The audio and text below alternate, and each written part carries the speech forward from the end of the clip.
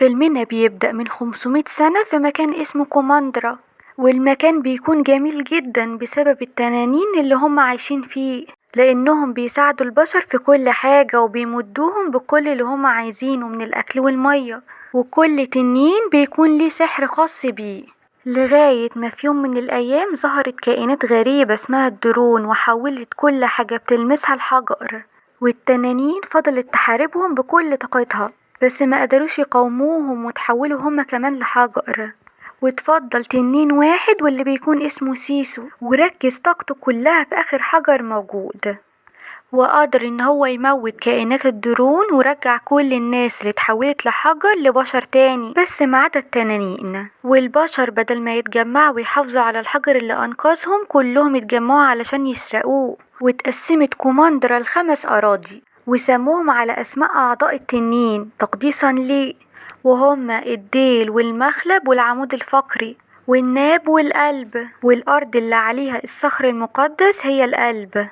وبعد كده بيظهر شخص اسمه بنجا، وده اللي بيكون مسؤول عن حماية الصخر، وبيقعد يدرب بنته رايا على حماية الصخر من بعده، وبيكون كل هدفه ان هو يجمع شمل كوماندرا تاني عشان البشر اللي عليها ما يتخانقوش علشان الصخر. وفي يوم قرر ان هو يعزم باقي الاراضي التانيين علشان كلهم يكونوا متحدين وترجع كوماندرا تاني متحدة زي ما كانت من 500 سنة.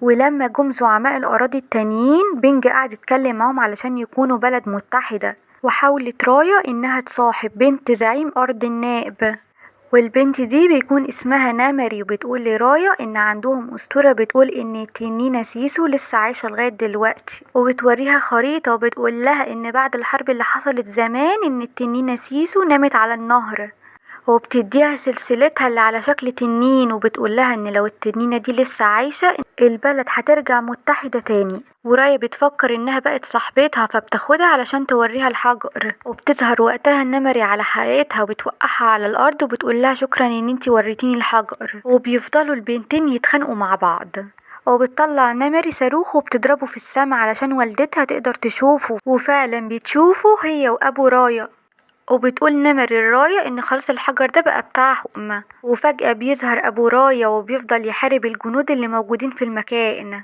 وبيدخل زعماء القبائل التانيين وبيقول لهم ابو راية ان هم عندهم فرصة اخيرة علشان يتحدوا ويكونوا بلد واحدة، بس حد بيضرب سهم في رجل ابو راية وبيقع على الارض، وبيفضلوا الزعماء كلهم يتخانقوا على الحجر لحد ما بيقع منهم الحجر على الارض وبينكسر، وبيظهر مرض الدرون تاني وبيحول كل الناس اللي موجودة هناك لحجر، واللي بيبقى عايز يتفادى المرض بياخد حتة من الحجر المكسور ويجري علشان ما يتحولش الحجر. وبيقول ابو راية لبنته ان هي دلوقتي الحارس الجديد على الحجر وبيحدفها في المية، وبعدها بيتحول ابو راية الحجر. وبعد كده بتظهر راية بعد ما عدى 6 سنين هي في مكان كل اللي موجودين فيه متحولين لحجر، وبتكون راكبة على الحيوان صاحبها واللي بيكون كبر وبيكون اسمه توك توك. بتشوف قدامها نهر وبتتمنى ان التنين يكون عايش فيه، وبعد كده بيظهر قدامها المرض وبيحاول ان هو يقاومها. تلاقي قدامها كهف مهجور فبتدخل فيه وبتمسك السلسلة وبتقعد تتكلم معاها، تقول انها لمدة 6 سنين بتدور في الانهار كلها على التنينة سيسو وانها ملقتهاش، وان ده كان اخر نهر وبرضه ملقتهاش.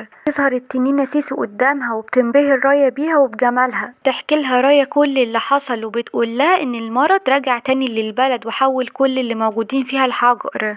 ولما سيسو بتلمس الحجر اللي موجود مع رايا فجأة بتنور وبتقول لها رايا ان لسه عندها السحر وتقدر تقاوم المرض اللي موجود في البلد، وعلشان ده يحصل لازم الأول نجمع الحجر المكسور. وبعدها بنشوف نمري اللي بتكون ظهرت في المكان وعرفت ان رايا كانت موجودة في المكان ده واخدت التنينة ومشت، وبنروح لرايا اللي راحت لأول قبيلة علشان تاخد من عندها الحجر المكسور، وأول ما بتمسكوا التنينة بتتحول لإنسانة وبتفرح قوي بشكلها الجديد. وفجأة بتظهر نمري مع الجيش بتاعها وبتحاول انها تحارب رايا، بس رايا بتهرب منها في اخر لحظة، وبيجروا في المية فبيلاقوا مركب وبيدخلوا جواها، وبيلاقوا طفل صغير على المركب فبيسألوه عن القائد اللي موجود في المركب فبيقول لهم انا القائد، وبيطلبوا من الولد ان هم يوصلوه للقبيلة التانية. وبتقول سيسو الراية ان هم لازم يروحوا بسرعة قبل ما الولد يشوفها على حقيقتها، والطفل بيقعد يتكلم معاهم وبيقول لهم ان هو عمره ما طلع من المركب لانه بيبقى خايف من مرض الدرون وبيسألهم عنه. في فسيسو بتقوله ان ده مرض لعين بيصيب البلد وبيحولها لحجر، عكس التنانين اللي بيحبوا المية والسلام وبيمدوا البشر بالخير. ولما بيوصلوا على القبيلة اللي هم عايزينها، الولد بيقول لهم ان هو مستعد يوصلهم على القبيلة اللي بعدها بس بمقابل مادي. وبتقول رايا لسيسو انها تفضل في المركب علشان تفضل في امان وما تتعرضش للخطر. وبعد ما بتمشي رايا، سيسو بتقرر انها تنزل للسوق عشان عايزة تشتري شوية حاجات، وبتزعل لما بتفتكر انها مش معاها فلوس. فالولد بيقول لها انها ممكن تشتري وتقول للناس انها ممكن تدفع لهم بعدين، فهي بتفرح جدا بالفكرة وبتنزل. ولما بتشتري حاجات كتير، صحاب المحلات بيتجمعوا حواليها لانهم عايزين الفلوس، فبتيجي ست عجوزة وبتاخدها. وبنروح لرايا اللي بتكون بتجري ورا عيلة صغيرة سرقت منها الحجر المكسور، وبعد ما بتوقفها بتتفق معاها انها تديها فلوس لو ساعدتهم علشان ياخدوا الحجر. وبنشوف الست العجوزة بيكون معاها القطعة التالتة من الحجر، وبتسأل عن القطعتين اللي موجودين مع رايا، وبتقول لسيسو انها تبلغها فين رايا والقطعتين التانيين، والا هتسيبها للدرون يموتها. بس بتيجي رايا وبتنقذ سيسو على اخر لحظة. ولما بيرجعوا على المركب بيلاقوا الطفلة الصغيرة مع اصحابها الحيوانات بيلعبوا على المركب، فبتقرر رايا انهم يكملوا معاهم الرحلة. وبنروح لنامري اللي راحت لوالدتها وطلبت منها انهم يجمعوا الجيش كله علشان يحاربوا رايا، وبلغت مامتها بالمكان الجديد اللي هي هتروحه.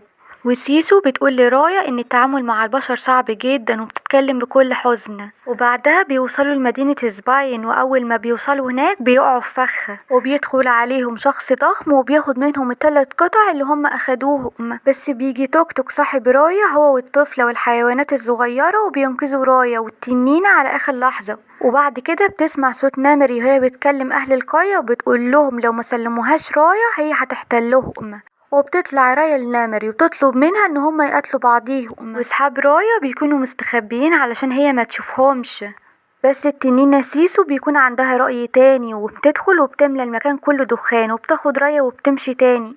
وبنشوف ان الراجل الضخم ركب معاهم المركب وبيسلمها القطعة الرابعة اللي كانت ناقصة. وبعد كده التنينة بتبقى مبسوطة جدا وبتفضل تطير في السماء، وبيتوجهوا كلهم للمكان الأخير اللي هياخدوا منهم الحتة الناقصة. وبتشرح لهم رايا إن مدينة فان هي محمية من المية، وإن عشان يخشوها لازم يعدوا من على المية الأول. وبعد كده التنينة سيسو بتاخد رايا وبتطير بيها وبتوديها المكان وبتوريها بقية التنانين التانيين إخواتها، كلها إن ده المكان الأخير اللي قامت فيه الحرب ما بين الدرون والتنانين. وبعد كده بنروح لوالدة نامري اللي بتكون شافت سيسو وبتقول لها ان كده العالم كله هيتحد. وبعد كده بيتجهوا على مكان نامري وبيحدفوا لها سلسلة من الشباك اللي هي السلسلة اللي كانت مدياها لها وهي صغيرة. وبعد كده بنشوف رايا والفريق بتاعها قاعدين عشان ياكلوا، كل واحد قاعد يتكلم عن عيلته. وبعدها بتظهر صواريخ فجأة في السماء، ودي بتكون إشارة إن نامري قابلت الهدية بتاعت رايا. ولما بتروح رايا علشان تقابل نامري بتبين في الأول إن هي غلبانة وبتطلع القطعة اللي ناقصة، بس بعدها بتطلع السهم وبتطلب من رايا إنها تاخد التنينة سيسو والجوهرة وهتمشي. وبيروح أصحاب رايا وبيندموا إن هما وثقوا فيها. بتروح سيسو علشان تأثر على نامري وتستعطفها، بس نامري بتحدف السهم وبدل ما تحدفه على رايا بتحدفه على سيسو. وبعدها بتروح نامري بيتها وبتروح لها رايا علشان تبارزها. واصحاب رايا بيكونوا في المدينة وبيحاولوا يحموا اهل المدينة من الدرون. وبتقول نامري الرايا انها ما وثقتش فيها زي التنينة سيسو، وانها كده هتشيل ذنب قتلها معاها. فبتتأثر رايا جدا بالكلام وبتقرر انها تروح هي ونامري علشان يحموا اهل المدينة من الدرون. بس اثر الحجر بيكون بيبدأ يتلاشى، وبتطلب من المجموعة ان هم يجمعوا القطع كلها مع بعض، ان هم لازم يثقوا في بعض اكتر من كده. بتروح نامري الراية وبتديها القطعة اللي معاها وبتتحول لتمثال. لما بيسلموا القطع اللي معاهم كلهم بيتحولوا لتمثال، ورايا كمان بتتحول لتمثال. وبعد ما الجوهرة بتتجمع فجأة بيظهر نور جامد وبيقضي على الدرون وكلهم بيرجعوا لأصلهم. والفريق بيفرح جدا ان هو قادر ينقذ العالم، وبترجع شلالات المية تاني والحياة تاني للمدينة، وبترجع التنانين تاني لحياتها، وبترجع سيسو تاني للدنيا، وبتتجمع تاني سيسو مع الفريق. بيرجع الراجل الضخم لأهله، وبترجع الطفلة لمامتها، وبترجع رايا لمدينتها وبتشوف والدها وبتحضنه. لما التنينة بتشوف والد سيسو بتقوله ان بنته فخر ليه، انها قدرت تجمع الارض تاني متحدة وتخلي كوماندرا بعد 500 سنة متحدة من اول وجديد. لو عجبك الفيديو اعمل لايك واشترك في القناة علشان يوصلك الملخصات الجاية كلها.